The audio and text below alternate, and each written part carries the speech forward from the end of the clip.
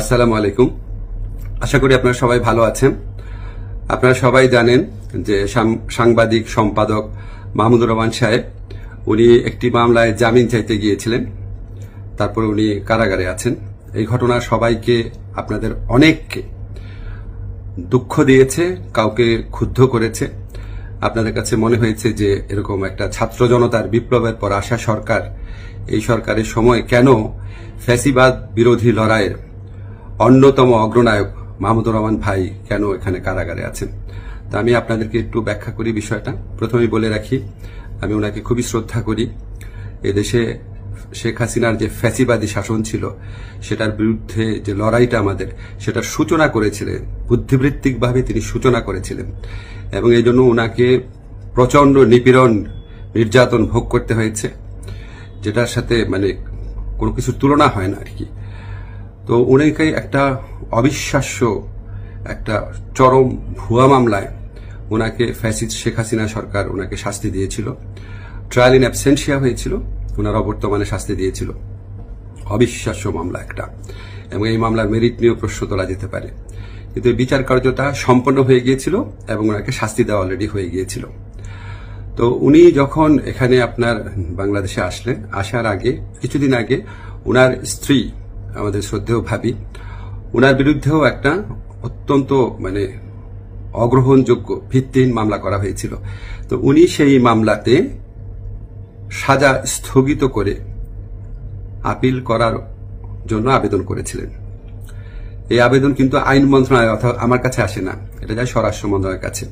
স্বরাষ্ট্র মন্ত্রণালয় যখন আমাদের অভিমত চেয়েছে, আমরা ইতিবাচকভাবে এটা দেখার জন্য জোর সুপারিশ করেছি।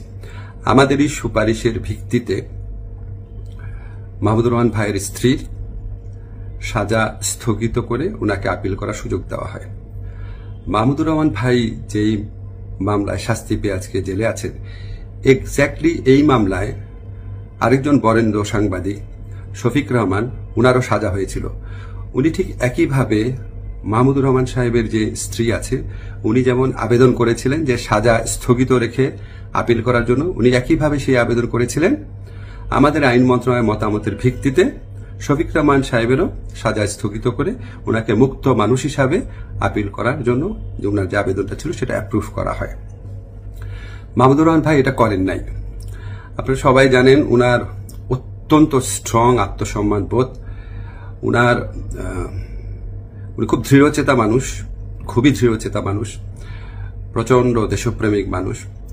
হয়তো উনার এই সমস্ত ব্যক্তিত্বের কারণে উনি মনে করেছেন উনি কোনো সাজা স্থগিতের আবেদন করবেন না, বা হয়তো যে কোনো কারণে হোক, আমি জানি না, উনি সাজা স্থগিত রেখে মুক্ত মানুষ হিসাবে আপিল করার কোনো আবেদন করেন নাই।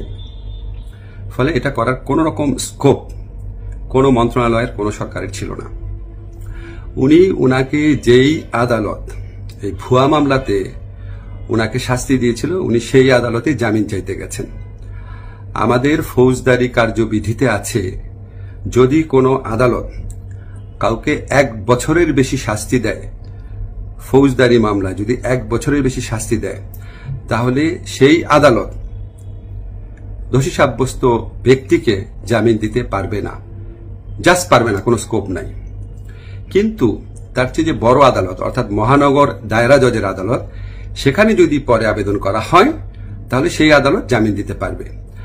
মাহমুদুর রহমান ভাইয়ের আইনজীবী যাতে মহানগর দায়রা জজের কোর্টে জামিনের আবেদন করতে পারেন, সেই জন্য রায় যেদিন হয়েছে ঠিক সেদিনই অত্যন্ত দ্রুততার সাথে ওনাকে সকল কাগজপত্র, রায় আদেশের কপি সহ পৌঁছে দেওয়া হয়েছে।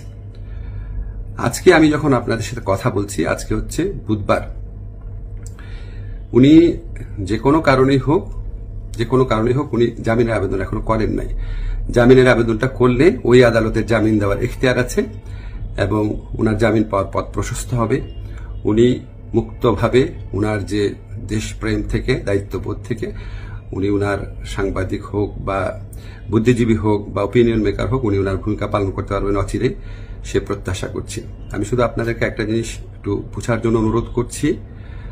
আমি আইন মন্ত্রণালয়ের দায়িত্ব পাওয়ার পর মাহমুদুর রহমান ভাইয়ের স্ত্রী ও সাংবাদিক শফিক রহমান, ওনারা যখনই আবেদন করেছেন সাজা স্থগিত করার, সেই আবেদনে আমাদের মতামতের ভিত্তিতে ওনাদের সাজা স্থগিত করা হয়েছে। মাহমুদুর রহমান ভাই এই আবেদন করলে অবশ্যই আইন মন্ত্রণালয় থেকে ওনার সাজা স্থগিতের জন্য আমরা সুপারিশ করতাম। আমরা সেই সুযোগ পাই নাই, এখানে আমাদের কিছু করার ছিল না। আমরা মনে করি যে মাহমুদুর রহমান ভাই উনি যত তাড়াতাড়ি, আমরা বলতে আমি নিজের কথা বলছি, যত তাড়াতাড়ি মুক্ত হয়ে আমাদের এই দেশ করার যুদ্ধে উনার জায়গা থেকে নেতৃত্ব দিবেন, তত এটা দেশের জন্য মঙ্গলজনক। আমি আশা করব খুব দ্রুত ওনার জামিনের আবেদন করা হবে, যাতে ওনার জামিনের পথ প্রশস্ত হয়। সবাইকে ধন্যবাদ, ভালো থাকবেন।